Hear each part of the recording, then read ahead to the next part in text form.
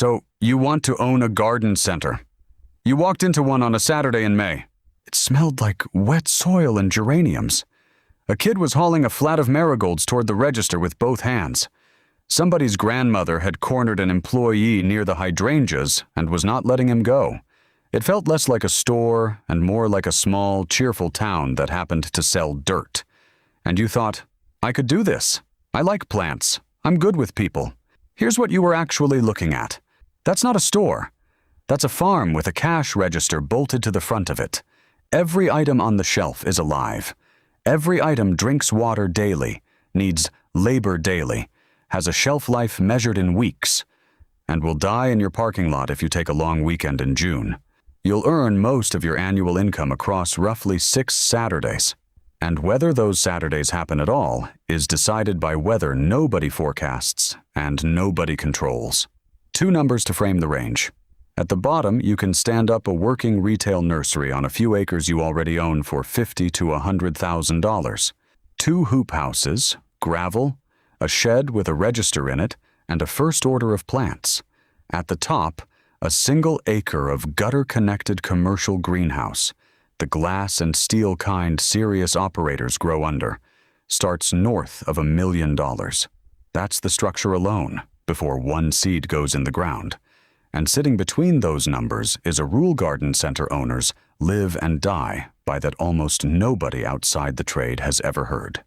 The Garden Center Group, which compiles an annual profit and loss study across more than 80 independent garden centers, calls it the gap.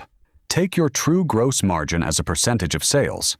Subtract your total labor cost as a percentage of sales. What's left is your gap. If it comes in under 26 points, the business does not function, not underperforms, does not function. There's nothing left to pay the mortgage, the insurance, the truck, or you. 26 points. Hold on to that, because everything after this is a story about that number getting smaller. So let's price it out. What it costs to open the gates. What it costs to keep an entire inventory from dying. Why one rainy weekend in May erases a quarter of your year. The chain with 169 stores that still went to zero. The 16-year-old immigrant who found the one move that works. And the quiet arrangement between the big boxes and the growers that sets the price of every geranium in America. Start with the gates. Land first, because a garden center is a visibility business. You need road frontage, a left turn lane people will actually use, and parking for the 8 weeks a year when the lot fills by 9 in the morning. That's commercial real estate on a commuter road, measured in acres, not square feet. In most metros, it's the biggest line on the page. Then a retail greenhouse customers actually walk through gutters, benches, heat, a floor, quoted near $45 a square foot on smaller commercial builds. Then irrigation across the whole yard. Then an opening plant order that's a 5-figure check due before a single customer knows you exist.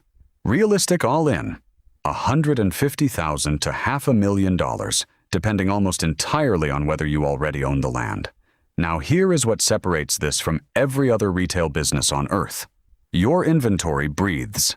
In normal retail, unsold stock is a frozen asset. A hardware store with too many hammers has a slow quarter, not a crisis. A garden center with too many petunias has a crisis, because those petunias need water tomorrow. Somebody walks the rows with a hose. Somebody deadheads them, spaces them, covers them when it frosts. Your unsold inventory has a payroll. It's the only category in retail where merchandise costs you labor every single day it fails to sell. And then it dies anyway. Across retail generally, shrinkage runs 1% to 2% of sales, and most of it is theft. In garden centers, that inverts completely. Industry data attributes as much as 78% of garden center shrink to spoilage rather than stealing.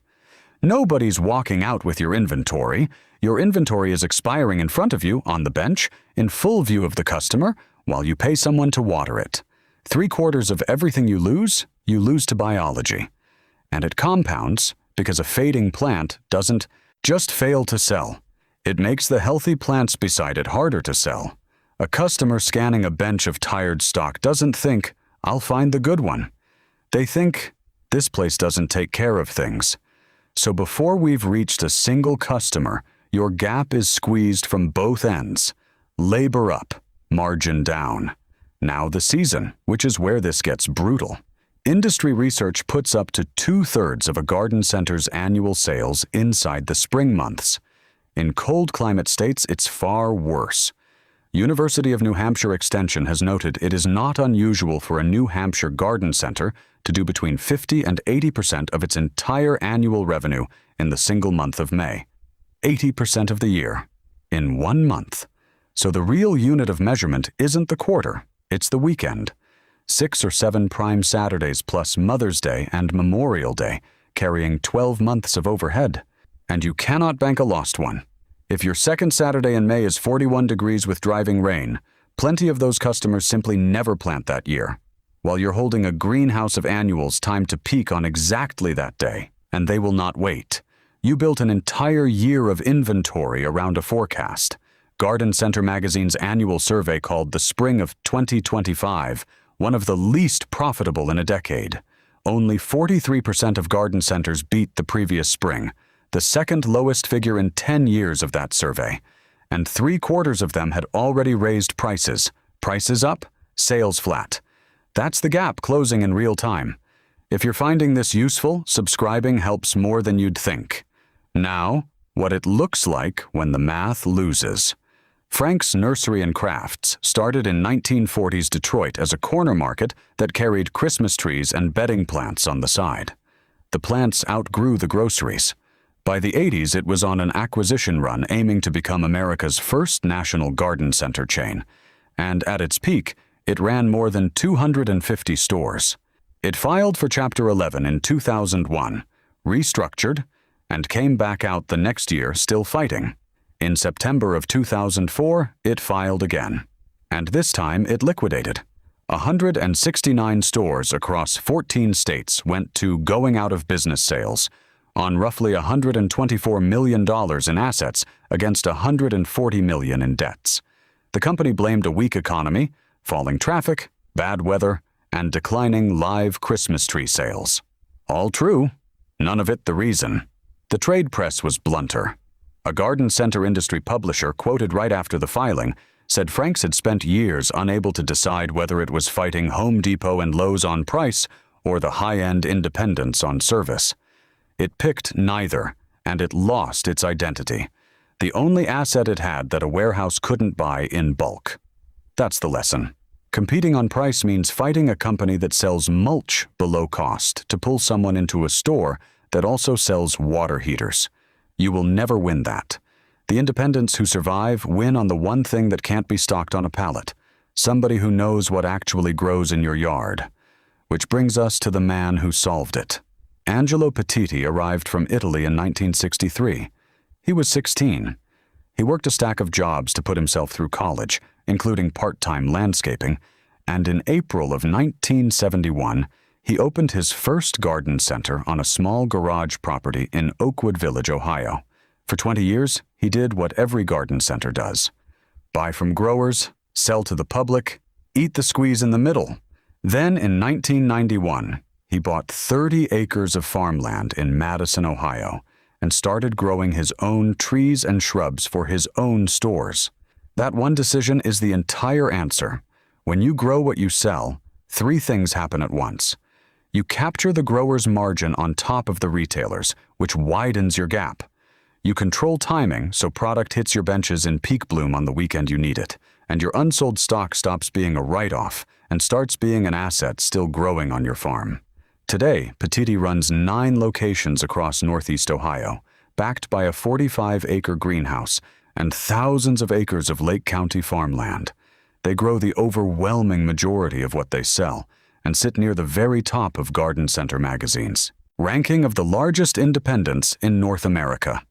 Angelo Petitti didn't win by being a better retailer than everyone else.